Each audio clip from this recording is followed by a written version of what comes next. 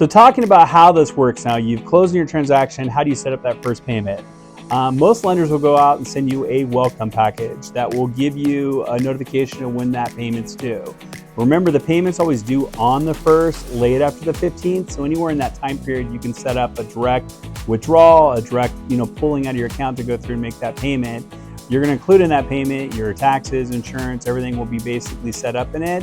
And you want to make sure it's fluid, that you can get to it, you have access to it, you can turn it on and off, you either run it through your bank or through the institution that's going through and carrying the loan. So there's a lot of questions that will come up and happen with that, but it's really important in that first 30 days that you've moved in the house, that you're going through and establishing that you get that welcome letter to set up that first payment. Hope that makes sense. More questions on it, definitely reach out and talk to me. Love to talk to you. Thanks.